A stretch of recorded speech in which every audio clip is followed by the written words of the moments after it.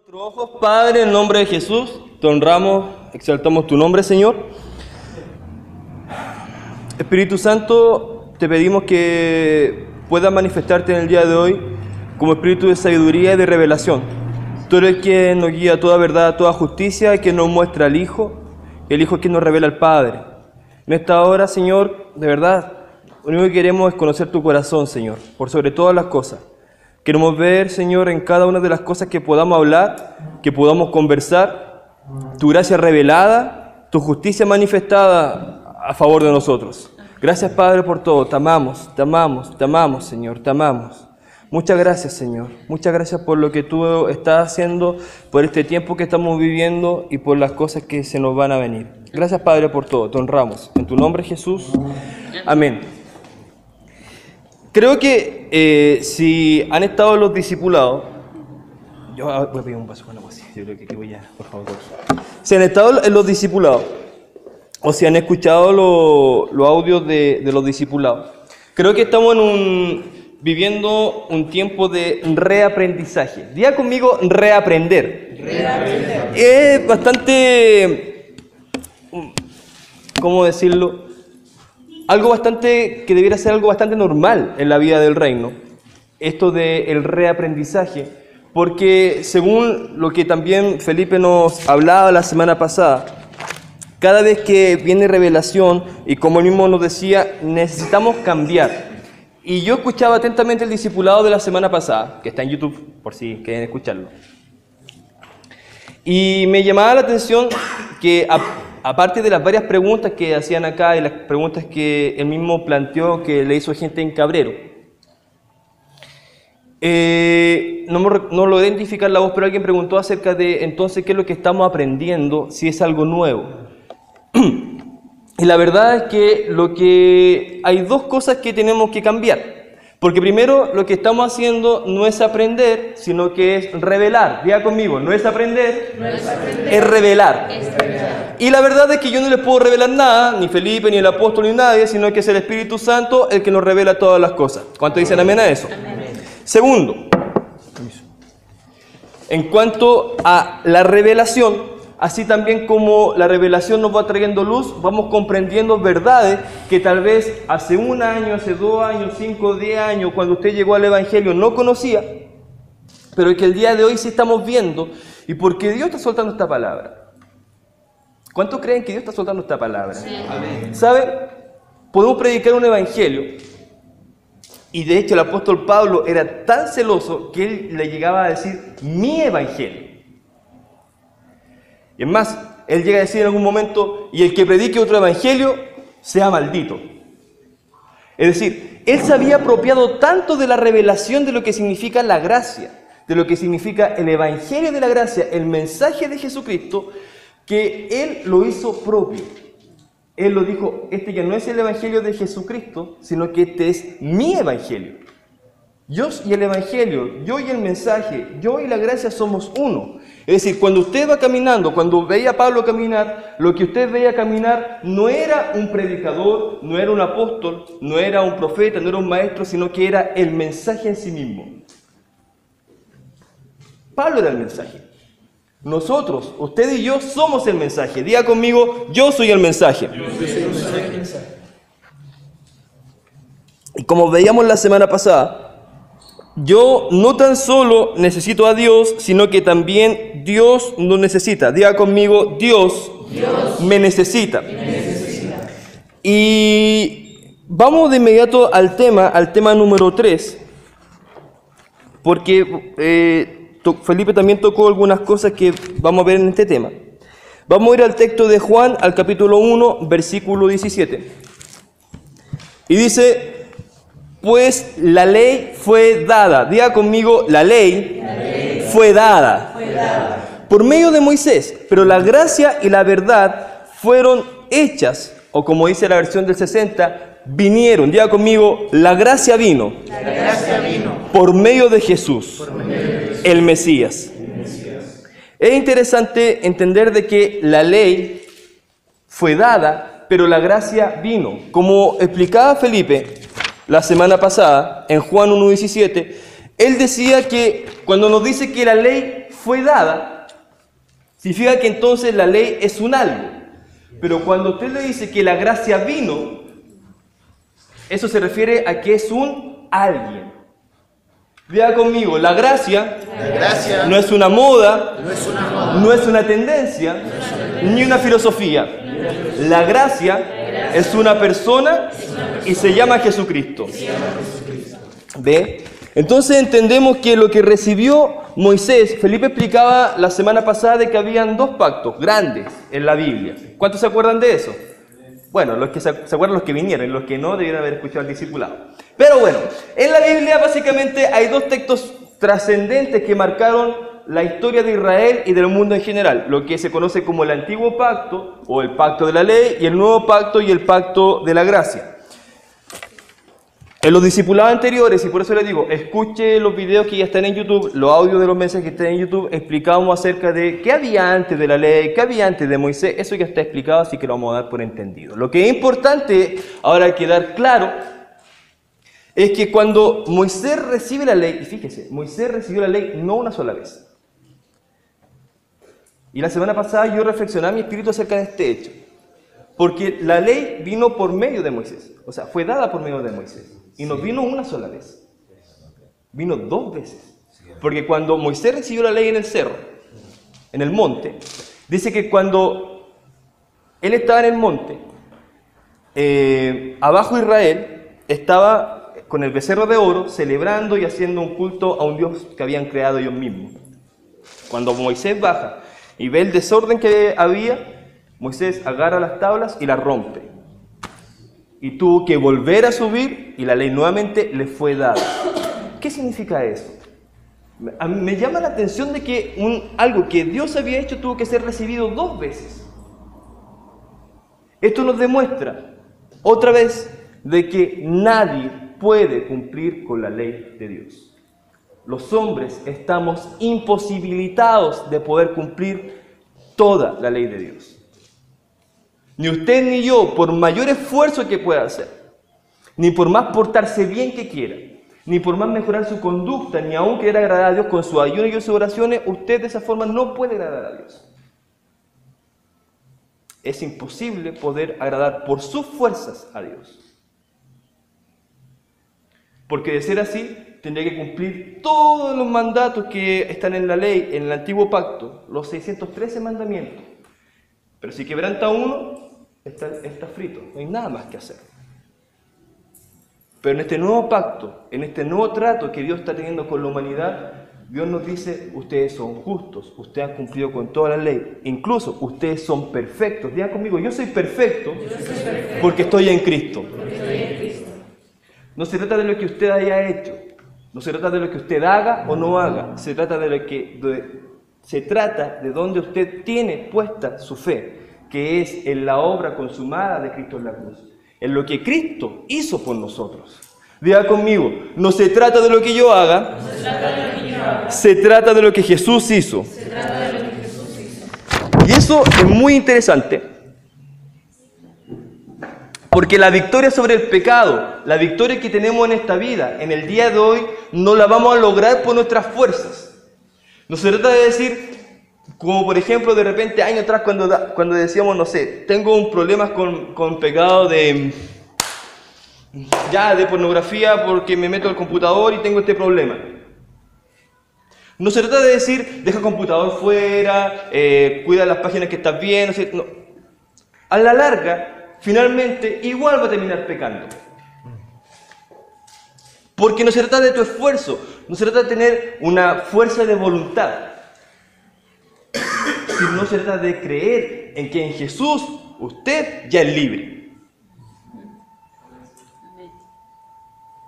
Dios, y esto es tan importante que puedan recibirlo en su espíritu, Dios no está jugando con nuestra temporalidad. Cuando Cristo vino a morir en la cruz, Él vino a marcar la eternidad que está en nuestras vidas.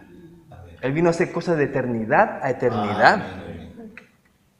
De repente nos achacamos porque tenemos un mal día, pero ¿sabe qué? Dios vino a marcar su eternidad. Y ahora entonces me puede decir, pero ¿cómo puedo vencer? ¿Cómo puedo yo salir de lo que estoy viviendo? En Hebreos 12, del 1 al 2, que es ese texto, En estos tiempos tan complicados y tan desafiantes que estamos viviendo, el Señor nos dice, miren, en Hebreos 12,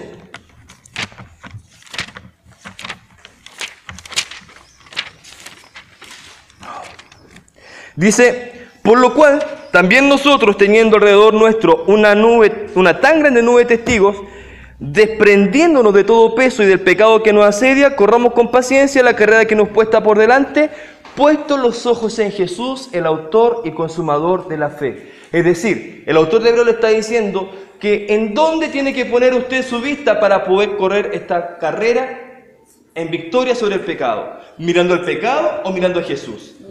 Jesús. Y el problema es que somos más conscientes del pecado constante que podemos estar realizando, e incluso de nuestra iniquidad, de nuestra mentira, del pecado que llevamos dentro, pero no somos conscientes de que somos justificados en Cristo Jesús. Y ahí pregunta. Hebreos 12, 1, 2.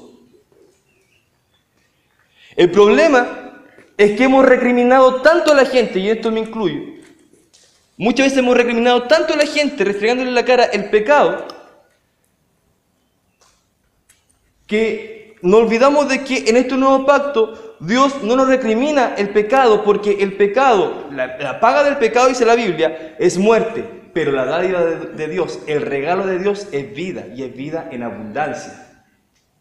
Esto quiere decir que cada vez que tú miras el pecado, cada vez que nosotros miramos nuestra debilidad, cada vez que nosotros miramos quiénes somos, entonces estamos menospreciando el sacrificio de Cristo, porque estamos diciendo, Señor, yo sí puedo con lo que tú me estás demandando. Pero lo que Dios quiere que aprendamos es que realmente podamos decir, Señor, lo que tú me estás demandando es para mí imposible, yo no puedo, pero Cristo sí pudo, y yo en Él confío. ¿Sabe por qué Cristo en nosotros es esperanza de gloria? Porque Él sí pudo. Y ese Cristo que venció la muerte, venció el pecado y venció toda la obra de Satanás, ese Cristo también ahora vive dentro tuyo. El Espíritu Santo, el que le da testimonio de que usted y yo somos hijos de Dios, es el que también le da el poder. No tan solo el poder, porque de repente nos enfocamos en el poder para sanar enfermos, echar fuera demonios, sino que también nos da el poder para poder vencer nuestro propio yo. Amén. Una de las oraciones que el Señor hace mucho tiempo me enseñó a hacer fue, Señor, líbrame de mí mismo.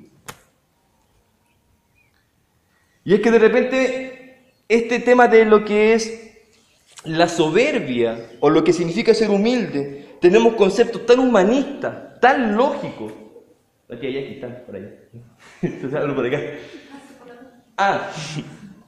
Tan lógicos, tan humanistas, que pensamos que ser humilde es una persona que, ay, pobrecito, pero es que le cuesta, pero es que no puede, pero es que mira, a pesar de todas las dificultades, como... Eso no es ser humilde. La humildad no tiene nada que ver con tu actitud externa. Diga conmigo, la humildad no tiene nada que ver con la actitud externa. La humildad es un asunto de espíritu. ¿Qué dice la Biblia? Dice que Dios mira de lejos ¿a quién? Al altivo, al soberbio. Pero ¿a quién da gracia? Al humilde. Diga conmigo, Dios da gracia a los humildes. Mientras usted siga insistiendo en que yo voy a cambiar, es que yo sí puedo, es que ahora sí que sí, es que ahora sí que voy a cambiar, usted es una persona orgullosa y altiva. Un Salvador no lo necesitamos solamente el día que confesamos a Jesús como nuestro Señor y Salvador. A este Salvador lo necesitamos todos los días, porque es imposible vivir esta vida cristiana en un mundo, en un sistema como este. Amén. Es imposible. Estamos en tiempos peligrosos, en tiempos en los que es una locura vivir en un sistema como este. Es una locura. Pero Dios nos dice, deja de mirar el pecado. Deja de enfocarte en tus errores y mírame a mí. Mírame a mí. Nuestros ojos tienen que estar tan maravillados de Cristo que después el tema del pecado ni siquiera va a ser un tema en nosotros, no porque no pequemos, sino que por un asunto de legalidad. El pecado ya no va a ser lo que va a ser determinante en nuestra vida, sino que va a ser la abundancia de la gracia, lo que va a gobernar nuestra vida. Pero no porque miremos el pecado, no porque digamos que me cuesta hacer esto, sino porque miramos a Cristo y porque decimos, Señor, yo no puedo, pero tú sí puedes y en ti está mi fe. Amén. Esto se trata de creer y de creer bien. Diga conmigo, en estos días yo voy a aprender a creer bien. Porque no se trata tan solo de creer en Jesús, se trata de creer en lo que Jesús hizo por nosotros. ¿Cuántos dicen amén a eso? Amén. Si usted no cree que usted en Jesús es sano, entonces nunca va a poder manifestarse sanidad en su vida y en ninguna parte. Si usted no cree que Jesús le hizo libre, entonces va a morir prisionero de la cautividad o de la prisión que pueda estar llevando en su vida. ¿Es un hijo? Sí, es un hijo. Pero tiene una prisión, tiene una cautividad, tiene una herida, tiene una llaga, tiene un problema que no puede solucionar, que incluso puede ser generacional. Pero mientras no haya una manifestación de Cristo en su vida, entonces nada va a cambiar, a menos de que usted diga, Señor, yo no puedo con esto. En Deuteronomio 28 vemos que están los resultados de la desobediencia. Vaya conmigo a Deuteronomio 28, por favor. Y aquí hemos entrado al tema derechamente. Deuteronomio 28 habla acerca de las bendiciones y las maldiciones. ¿Sabe cuál es el problema de que tenemos con el tema de las bendiciones y el tema de las maldiciones? El problema que tenemos con el tema de las bendiciones y de las maldiciones es que seguimos pensando con mentalidad del antiguo pacto, en el que creemos que somos benditos por lo que hacemos, en el que creemos que si yo actúo mal, entonces me va a ir mal. Escúcheme, por favor, esto es importante. En el antiguo pacto, en Deuteronomio 28, usted puede ver una lista de bendiciones y una lista de maldiciones acerca de que si usted hacía bien o si hacía mal. Pero quiero decirle algo muy claro. El Evangelio no se trata de lo bien o mal que usted pueda hacer.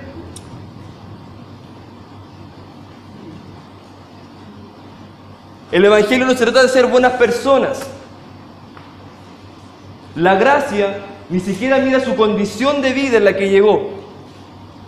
Es lo que menos le importa. Porque si esperáramos resultados por cada acto que hacemos, para, no sé, como lo vamos a tocar en un par de minutos más, para equilibrar esta balanza que hay en el universo, entonces de todo lo bien que hacemos esperamos bien, y todo lo mal que hacemos esperamos mal. Hay un meme en internet que a mí me causa risa, pero que vista a la luz de la gracia es totalmente incompatible con lo que Dios nos está mostrando el día de hoy. Y es que hay un meme que aparece una persona mirando al cielo y le dice, Señor, ¿por qué me está pasando esto? Y después dice, ya me acordé.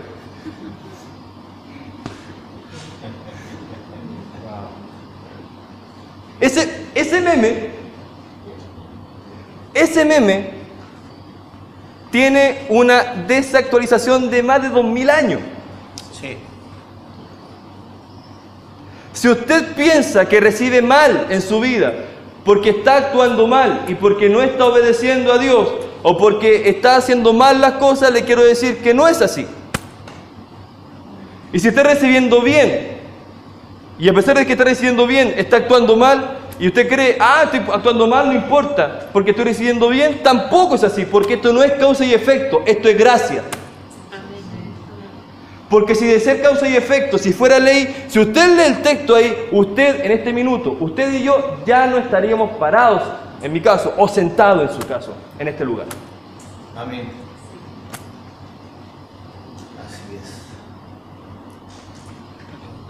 ¿Sabe por qué no hay bendición en su vida? ¿O porque no hay manifestación de bendición en su vida? Es porque en nuestra vida todavía hay mentalidad de antiguo pacto, de ley, en el que esperamos según lo que hacemos. Pero cuando usted lee en el nuevo pacto, el libro de Efesios, de que usted fue hecho bendición, de que todo Dios ya se lo dio, de que está sentado en lugares celestiales, de que fue bendito con toda bendición espiritual, como dice en otra parte, entonces usted le empieza a pensar y empieza a decir, wow, entonces, ¿qué significa esto? Quiere decir que si usted está en Cristo, entonces usted como persona llena y favorecida, diga conmigo, favorecida. Entonces la bendición no es más que el resultado de Cristo en usted. No de lo que usted haga. Y si no ve prosperidad en su vida, en alguna cosa que no hace, es porque no está actuando con gracia en esa área, sino está actuando basado en la ley. ¿Cómo? Efesios 1:3.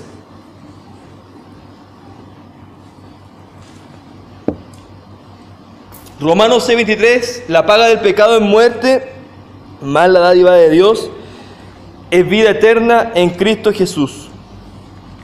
Mire, el primer don que usted recibe en su vida, cuando llega a Cristo, no es el don de lenguas, no es el don de sanidad, no es el don de profecía, ni ninguno de los que usted pueda leer en la Biblia, en particular en 1 Corintios 12. El primer don que usted recibe es el don de la gracia. Diga conmigo, el don de la gracia. El don de la gracia. ¿Y por qué es un don? ¿Qué significa don? Majo, ¿qué es don? Un regalo. Diga conmigo, don es un regalo. Que levante la mano todos los que alguna vez han pagado por un regalo para darse a sí mismo. Bueno, yo también me he hecho otro regalo, sí, sí, claro. Claro, sí. Pero cuando a usted le dan un regalo, ¿usted paga por ese regalo? No. Fíjese, el regalo de la gracia.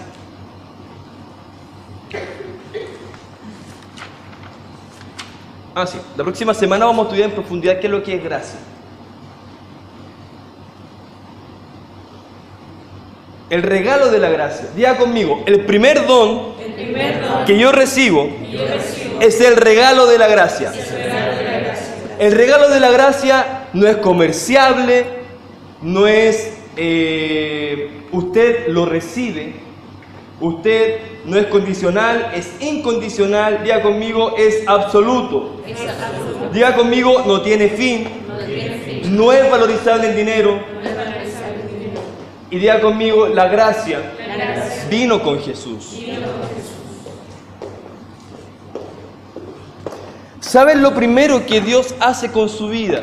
Cuando usted llega a Cristo y le da este don de la gracia, la vida mediante la gracia. Dios lo que literalmente le está diciendo, como dice el apóstol Lucero, literalmente, es que de eternidad pasada a eternidad futura, ni siquiera de tu vida, ni siquiera de los 5, 10, 15, 20, 80, 100 años que podrías incluso llegar a vivir, sino que desde eternidad pasada a eternidad futura, todo el castigo que había por el pecado sobre tu vida, toda la condena, ya no la llevas tú, sino que esa condena le fue imputada a Cristo en la cruz. Todo lo malo que podríamos siquiera esperar en nuestra vida, todo lo malo que alguna vez podríamos imaginar que nos pueda ocurrir a nosotros, todo eso, Dios a ti te dijo, eso ya no te corresponde a ti, sino que todo eso está crucificado en la cruz. La primera cosa de la cual Dios nos da, que es el don de la vida y de la cual Dios nos da en su don, en su manifestación de don, es que nos da libertad. Diga conmigo, yo soy libre. Yo soy libre. Mire, ya ni siquiera está condenado.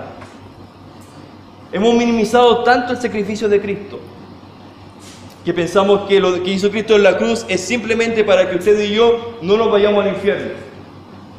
Pero la verdad es que lo que Cristo hizo en la cruz es mucho más que eso.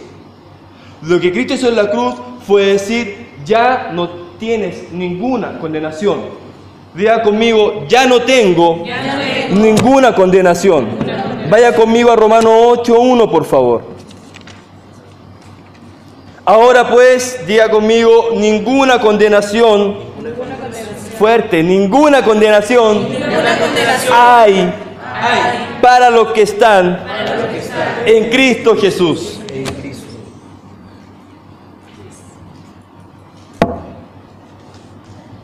Punto.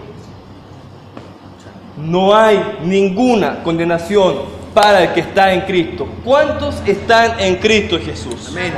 Levanten fuerte la mano y den testimonio de esto. ¿Sabe qué? Dice el Apocalipsis que los justos vencieron por el testimonio de ellos. Cada vez que usted testifica, cada vez que usted habla de lo que Cristo hizo en su vida, lo que está haciendo está venciendo sobre las tinieblas. Es poderoso la tremenda revelación en lo que hay en el hablar y en el testificar. Esto fue un juicio. Esto fue un juicio que tal vez nosotros en la eternidad no vimos, o tal vez sí, o me gustaría volver a ver cuando estemos en la eternidad con Dios. Me encantaría ver ese juicio en el que estaba el Padre sentado ahí. Por un lado, imaginen que Sergio es Satanás.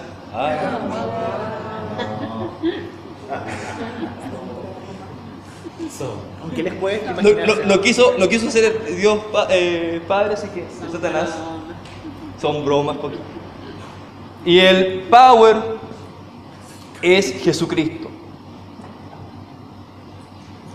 Al lado del power está la tía Rebeca. Va a ser el Espíritu Santo. Y al lado de la tía Rebeca está usted, identificado en la persona de Felipe. Miren a Felipe. Ustedes son Felipe. Sé como Felipe. Sé inteligente. Sé como Felipe. En el antiguo pacto no había un Jesús, no había Espíritu Santo que lo representara frente al trono de Dios. Usted pecaba y la ley decía, la paga del pecado es muerte, se moría. ¿Y qué venían? Venían las plagas, venía la destrucción, venía fuego del cielo, venían las muertes repentinas, venían las pobrezas, las pestes, venían y se robaban todas las naciones. ¿Y qué da la escoba? Castigo de Dios. ¿Cuánto esperan castigo de Dios para nuestro país? Levante la mano. ¡Qué bueno! Al fin, gracias Señor.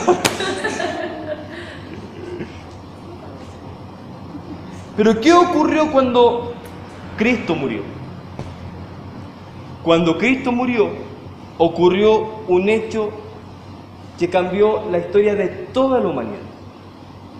Cuando Cristo murió, Satanás, ¿qué significa la palabra Satanás? Alguien lo dijo la semana pasada, Felipe lo enseñó. Tú no. ¿Qué significa Satanás? Satanás.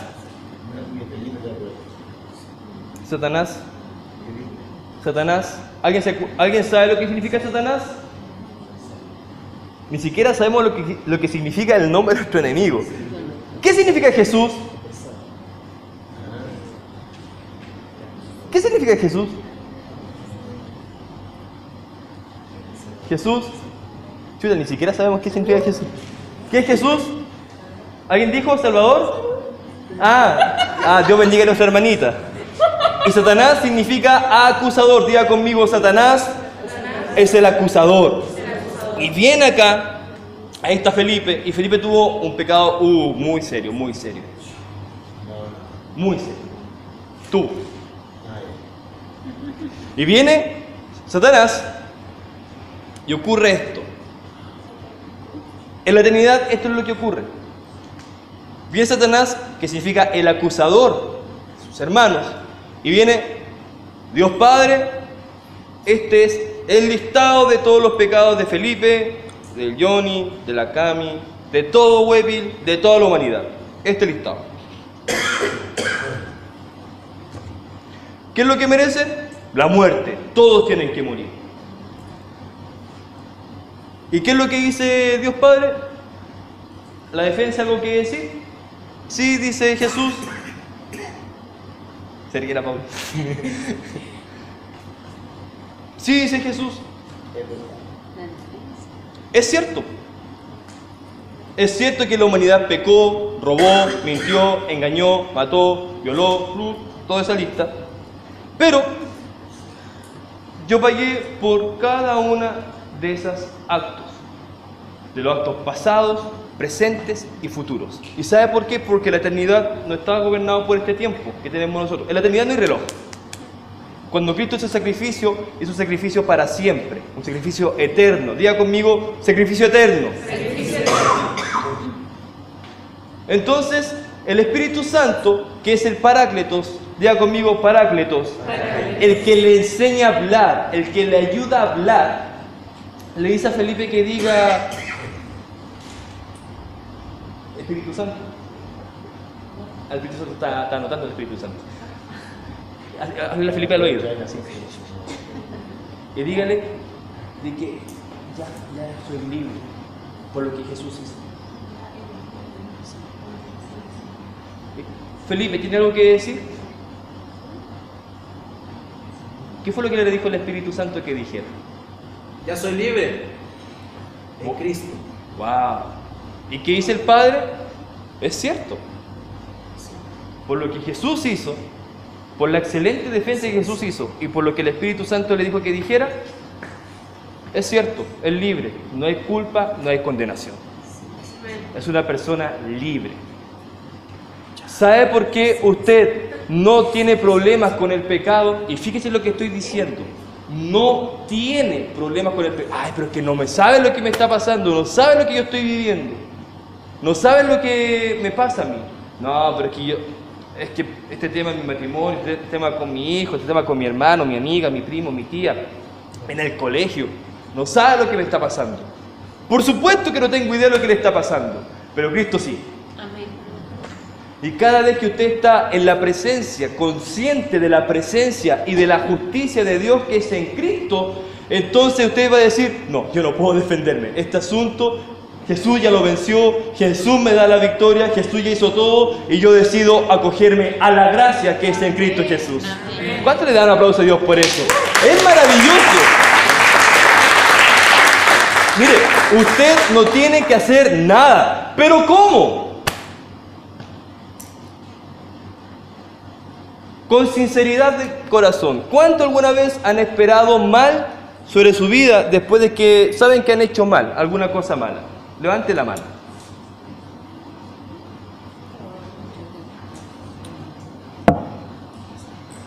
Es porque el pensamiento humano a usted le dice, si sienten mal, tiene que esperar mal. Pero ¿sabe qué? El mayor error que cometemos una vez que sabemos que hemos pecado o sabemos que hemos hecho mal y que no hemos actuado en justicia, el mayor error que cometemos es arrancar de Dios, arrancar de Jesús. Pero fíjese esto, es maravilloso esto, porque como usted está en Cristo, ay, pero ¿cómo voy a estar en Cristo si pequé? Escúcheme bien, usted está en Cristo, es imposible que pueda arrancar de lo que Dios dijo de usted, de lo que Dios pensó para usted. Es imposible. Es imposible.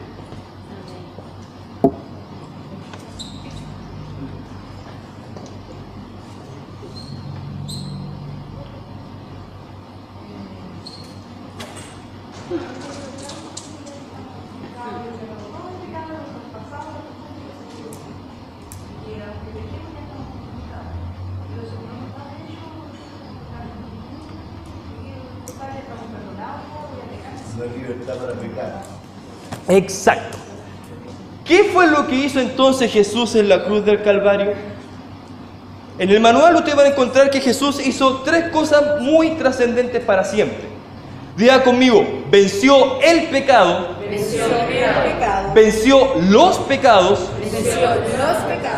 y venció al diablo. Diga conmigo, venció al diablo y sus demonios.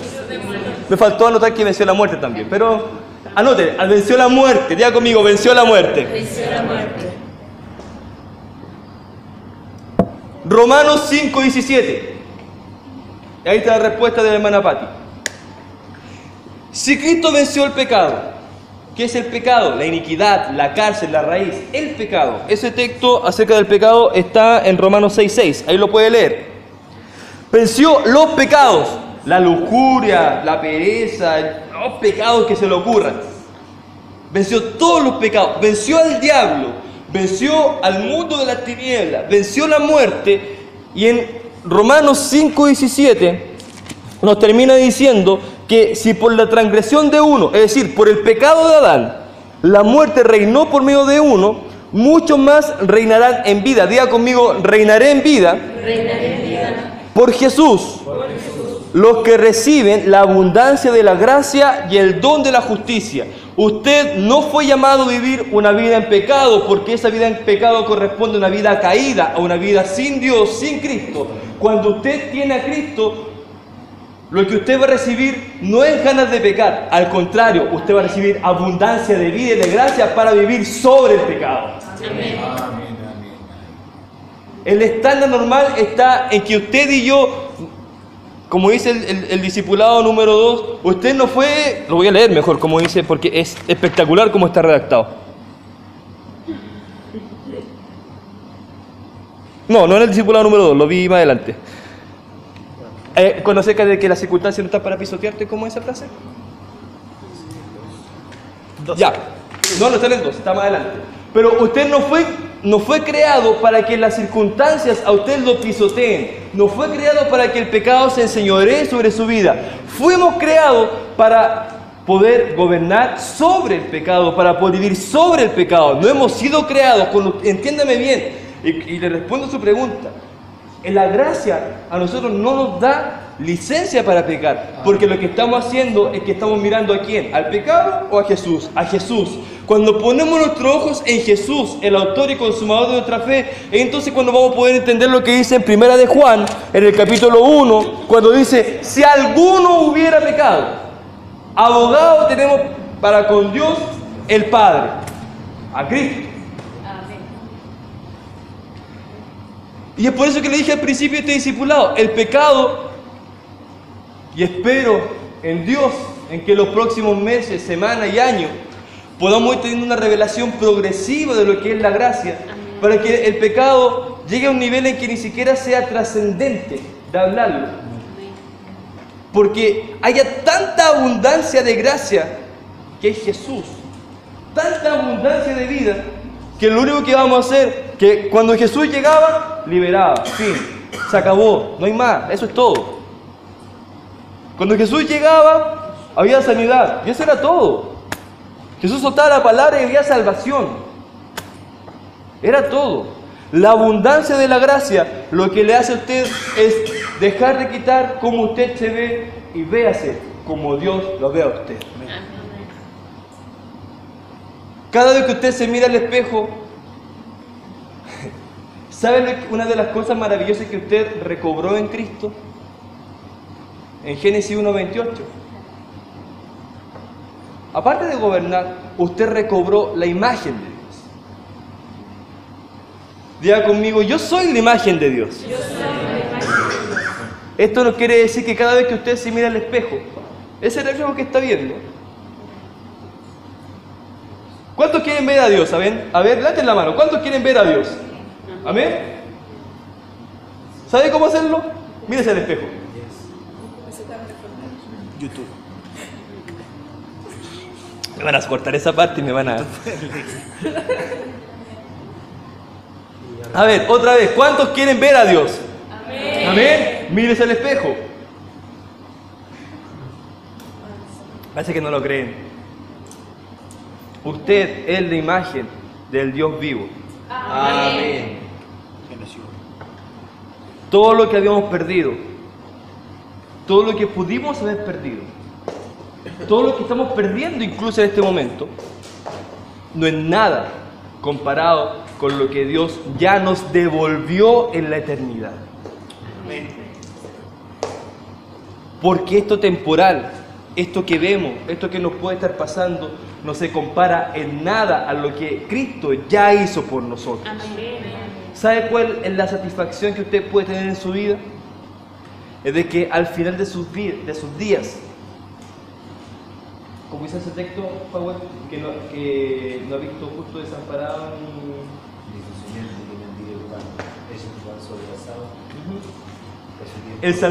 El salmista decía en su tiempo, el salmista, en ley, fíjese, en ley, el salmista decía, no he visto justo desamparado, ni su simiente que mendigue pan. Esto no quiere decir que la expectativa de vida que tenemos es que a pesar de que podamos pasar el problema que sea, primero usted gobierna sobre ese problema. Diga conmigo, yo gobierno sobre todo lo temporal.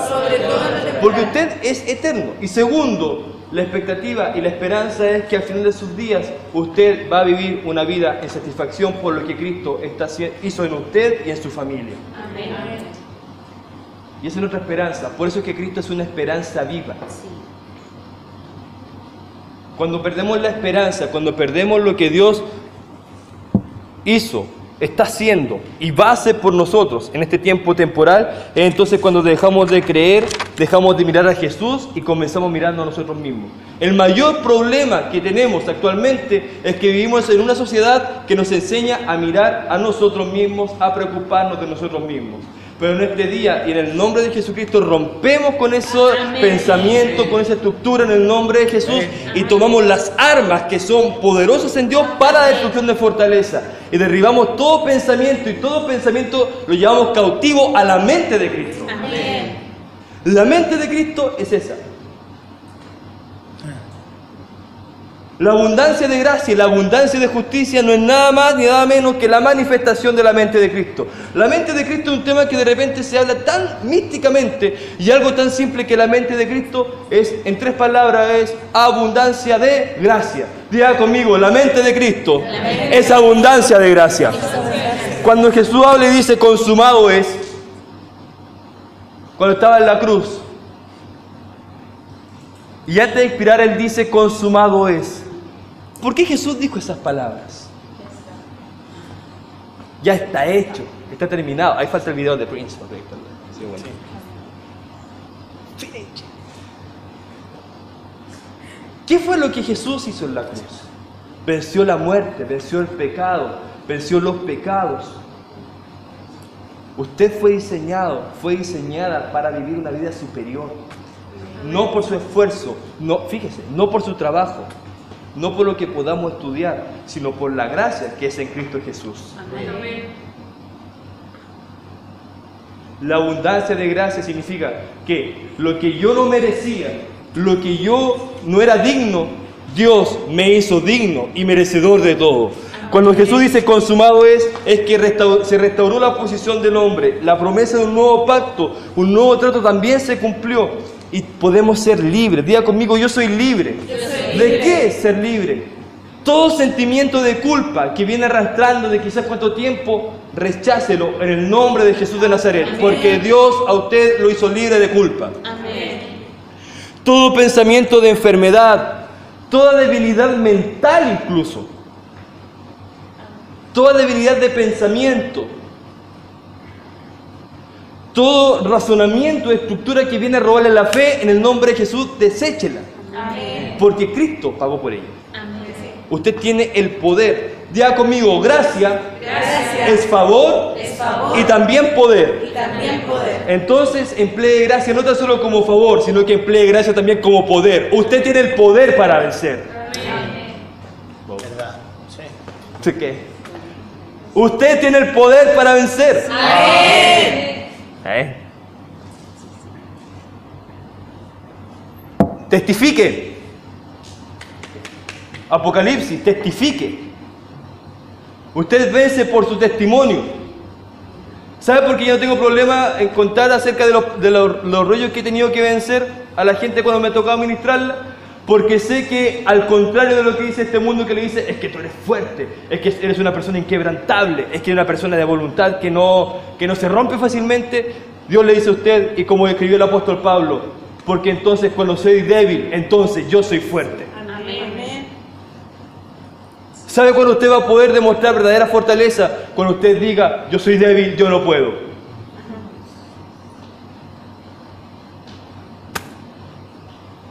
Y llegamos al último punto. Sea libre del espíritu de este siglo. Anótelo. sea libre del espíritu de este siglo, el karma.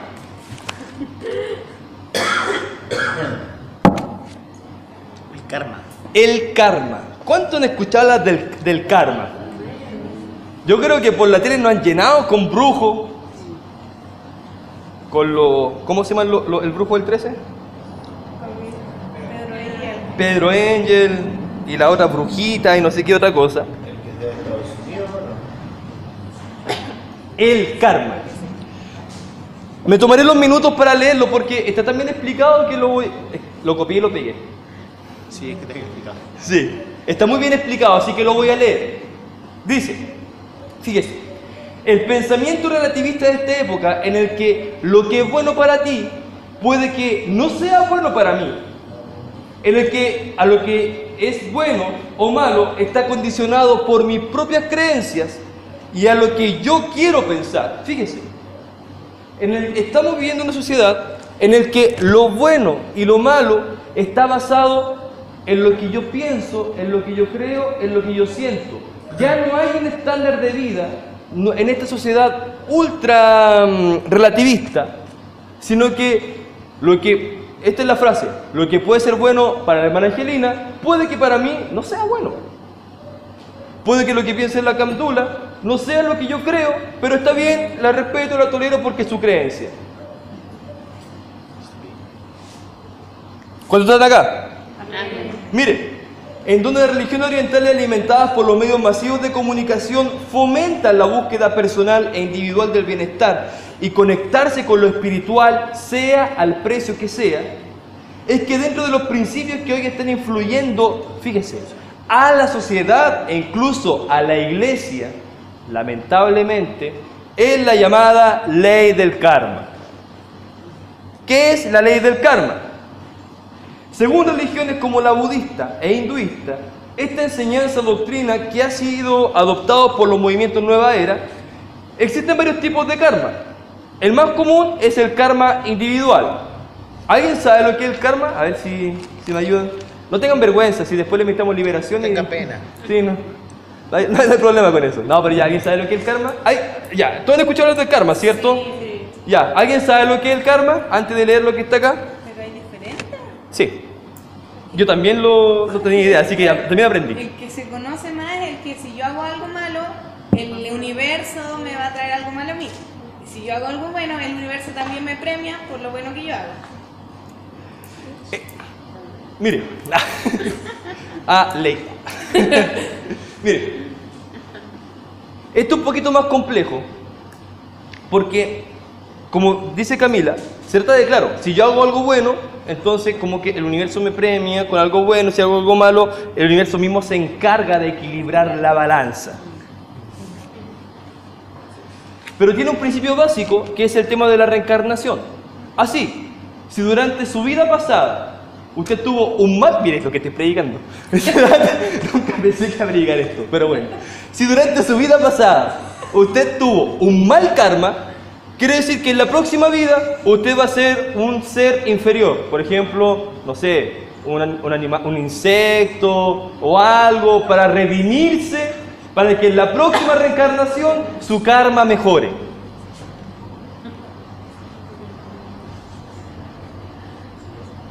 ¿Están acá? Sí. ¿Están aprendiendo algo? También. Sí, yo también estoy aprendiendo algo acerca del karma. Mire, ¿y qué quiere decir esto? Entonces, ¿por qué entonces yo voy a obrar bien? Voy a obrar bien porque entonces, mientras más obras buenas hago, mientras más bien hago, por ejemplo, a mi familia, a la gente, mientras más bien me comporto con la gente, en mi próxima reencarnación voy a estar elevado a un nivel superior. Y así hasta alcanzar el grado de la iluminación en la que soy uno con el universo y toda esa chaya que ya no importa. ¿Cuál es el tema? Pero eso va más en lo que es la religión concreta, porque ponte tú, lo que yo sabía del karma, lo sabía porque hoy tengo como 3 compañeros en la U que creen lo que es el karma, pero no hablan sobre la reencarnación, sino ellos dicen que si yo hago algo bueno, el universo te premia o el universo te castiga. ¿Y ellos? Por ejemplo, otra cosa, la ley de atracción, el famoso librito, ¿cómo se llama el librito? ¿Quién? El secreto. El secreto. ¿Cuántos han escuchado hablar del secreto? Digan amén. Amén. ¿Cuántos lo han leído? Para ministrar liberación después. Ya. ¿Se quedaron calladitos? Algunos. El secreto. El libro El secreto. ¿No? Ya. No lo lean esto. No, no importa. No se perdió nada bueno. Hay un video que... No di idea. Vamos con la idea entonces. ¿Por qué es importante que esto... ¿Por qué vamos a hablar del karma en un discipulado sobre la gracia? ¿Qué tiene que ver el karma, el pensamiento postmodernista? Lamentablemente en la iglesia hay mucha influencia postmodernista. Sí.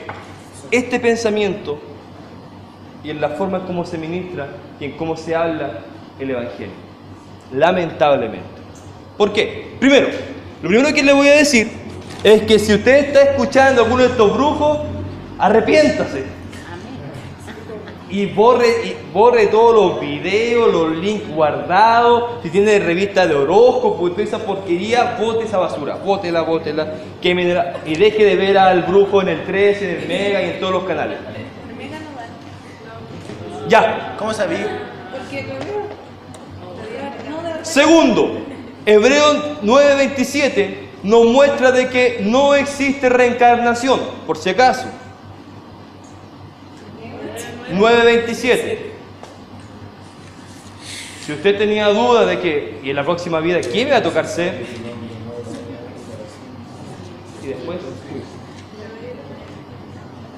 por si acaso. Y aquí me voy a poner un poquito duro en los últimos 10 minutos que me quedan. En la hechicería, escúchese bien, en la hechicería evangélica existe la tendencia a castigar o a premiar incluso, bueno, en este caso, a castigar al hijo o a la hija cada vez que sufre una caída o hace algo mal. A la gente, lamentablemente, en vez de aplicarle gracia, no aplicamos karma. Hiciste algo malo, toma tu castigo.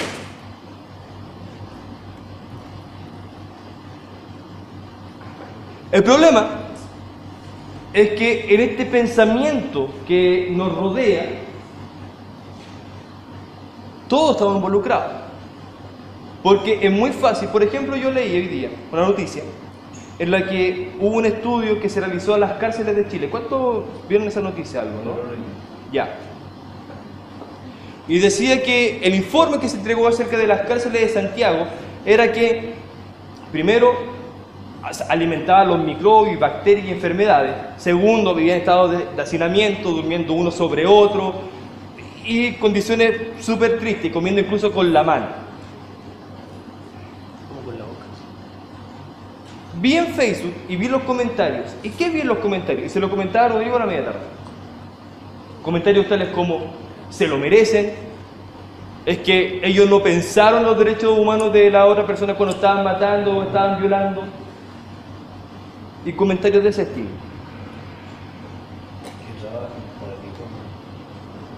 Puro pensamiento así. Y yo, personalmente, y no puedo ser escandaloso, pero yo de verdad, yo quedé de verdad muy impactado y con mucha pena. Que no había ningún comentario que apoyara. No, y el que apoyaba vi dos. Los dos comentarios que apoyaban en esa noticia, no recuerdo qué radio la posteó, así lo hacían Pedro literalmente. Y de hecho yo pienso que tal vez muchos de los que estamos acá,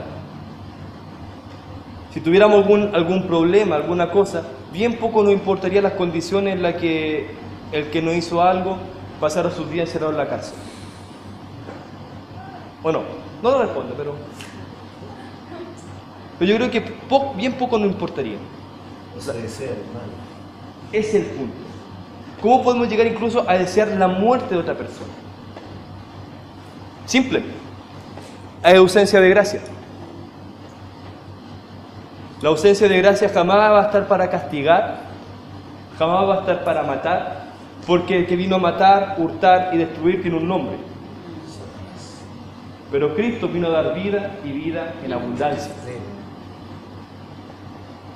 El problema es que este pensamiento relativista está tan metido en la iglesia que, mire, por ejemplo, hay hermanos que dan estos comentarios como me lo merezco, esto me pasa porque hice mal, o incluso yo he escuchado hermanos decir frases como todo se paga en esta vida. Si usted está esperando una recompensa o un castigo por lo que hace, significa que no está viviendo en la vida abundante en la gracia de Cristo Jesús.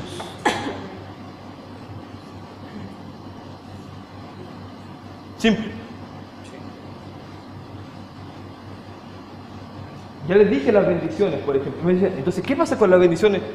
Las bendiciones están todas en usted. Usted tiene el favor de Dios. Cuando se manifieste es simplemente la manifestación de lo que usted es. Punto. Originalmente. Punto. Eso es todo. ¿Y sabe lo que refleja estos pensamientos? Refleja lo alejado que tenemos nuestra mente, nuestros pensamientos del pensamiento de Dios. Ya en el Antiguo Pacto Dios decía, mis pensamientos son más altos que nuestros pensamientos. Mis caminos mucho más altos. Y tiene pensamientos de bien y no de mal. ¿Sabe por qué a los evangélicos no lo escuchan?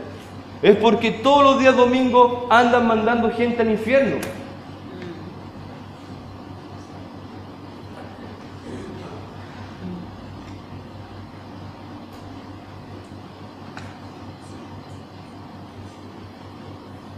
Y eso es karma. Actúa mal en la vida, el castigo eterno. E incluso no hemos tomado atribuciones tales como, ay, es que si no recibió a Cristo en la vida, no, ya tiene que estar ahí ardiendo. ¿Qué pasó? O sea, nos tomamos atribuciones que ni siquiera a nosotros nos competen, ni siquiera nos toca hablar acerca de eso. Diga conmigo, mi función en esta vida es manifestar la gracia que es en Cristo Jesús. Mire, ¿y sabe cuál es el problema? Usted dice, ¿y qué importa que crean en el karma? ¿Qué importa que vea el brujo? Es que todos los problemas que tienes en tu vida internamente se van a terminar manifestando externamente. Todos los rollos emocionales que no has sido capaz de solucionar, todas las contradicciones, todas las crisis y todos los problemas que pueda estar pasando en tu vida, esos rollos, mientras no sean cubiertas y abrazadas por la gracia que es en Cristo, entonces esos problemas te van a terminar afectando en lo físico. Enfermedad, ¿sabes? Hay un montón de enfermedades que se producen por solamente pensamiento, problemas en la mente. Es terrible, es terrible. ¿Cómo gente puede sufrir enfermedades por un pensamiento? Quiero que piense eso. Un pensamiento puede afectar la vida de una persona de tal forma que la puede matar. Su propio cuerpo puede atentar contra sí mismo para morir.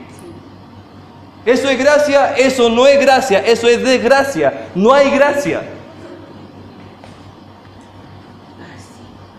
Dios lo creó, y termino con esto. Dios lo creó para que usted viva libre, usted viva sano, usted viva con abundancia de vida.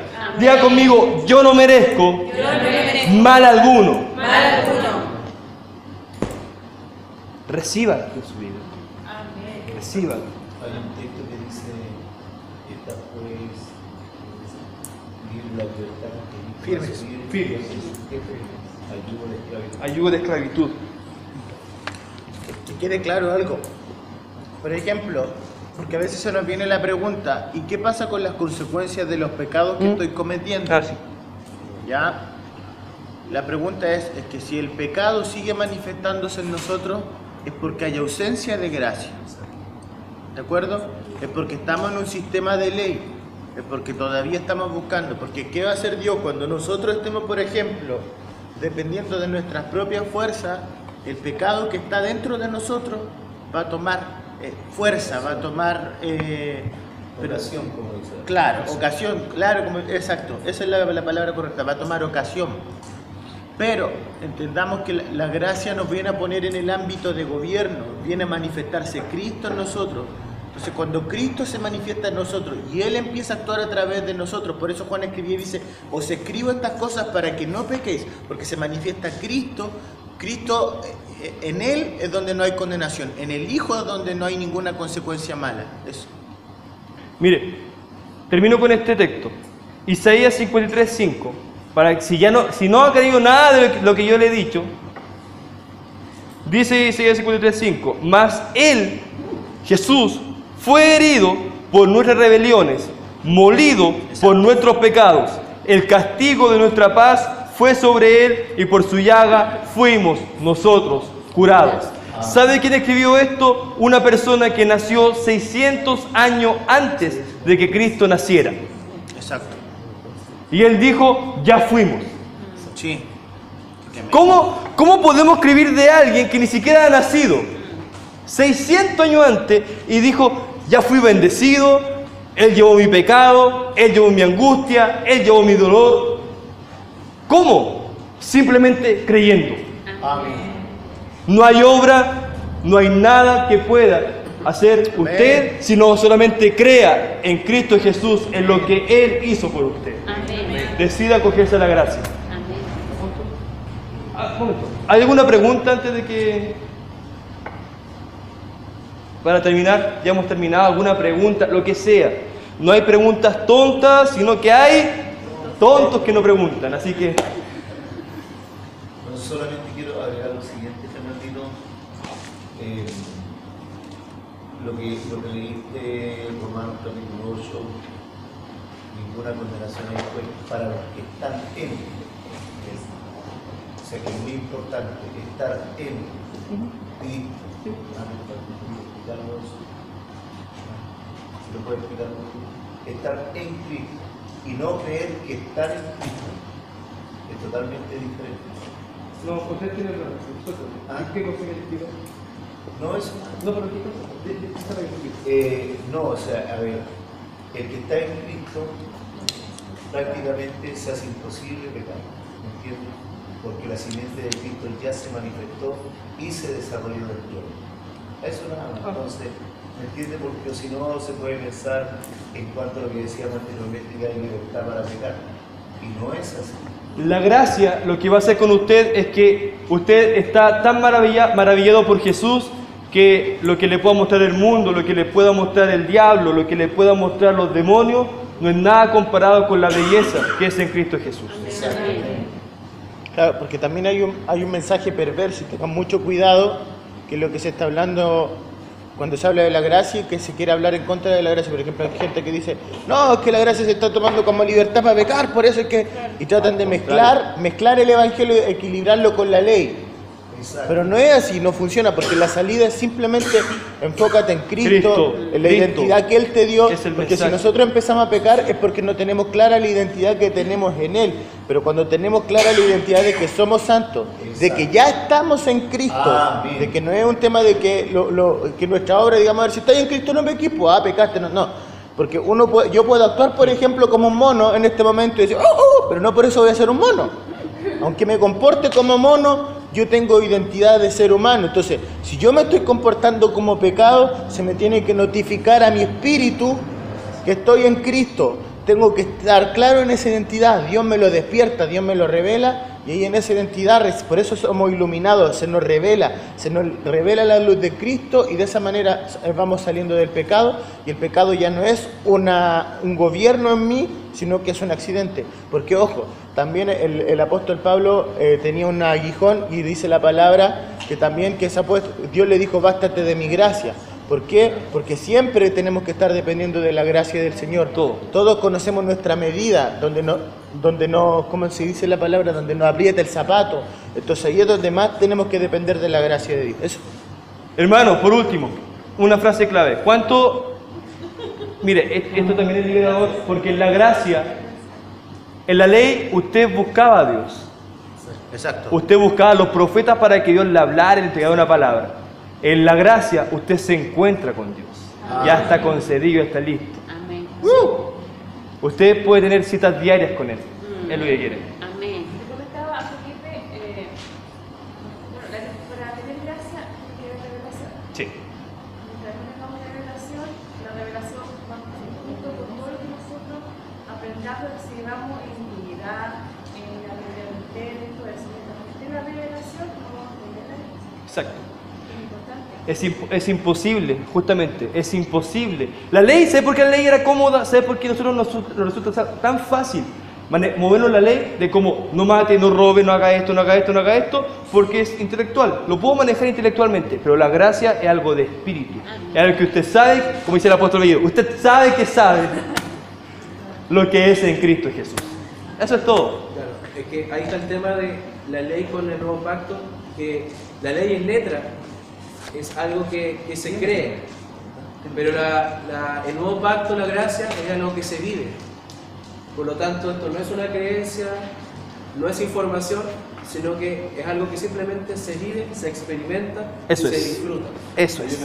Hay una cosa que, concerniente a lo que dice Felipe, para ir terminando y no alargarnos, algo muy importante. Cuando Cristo resucitó y va donde Pedro, y Pedro lo había negado 3 veces. Claro. Cristo fue donde Pedro a decirle, Pedro, arrepiéntete. ¿Qué es lo que ocurre con Cristo y con Pedro? Ahí hay la primera manifestación, por así decirlo, después que Cristo resucita y haber vencido todo en la cruz, hay una manifestación de la gracia plena de Dios. No le recrimina nada. Nada, si no le dice Pedro, me ama, apacienta mis corderos. Después que le dice, Pedro, me ama, apacienta mis ovejas. Y después le dice, Pedro, me ama. ¿Qué pasa con Pedro? Tú sabes que te quiero. Oh, Señor, tú sabes todas las cosas. Entonces, ahí está la primera manifestación. Entonces, ¿dónde está el gran problema nuestro? Y aquí es donde nosotros tenemos que cambiar de mentalidad y de mirar. Porque nosotros somos fáciles para mirar el pecado en el otro, pero nunca miramos el pecado que está en nosotros. Y tampoco mire su pecado, ni el del otro, mira a Cristo. Claro, Sí. entonces, eso es lo que quiere llegar. Entonces, cuando se está enseñando, puesto los ojos en Jesús, no mira a los demás, no se mira a sí mismo, sino mira a Cristo. Y esa es toda la solución. Nada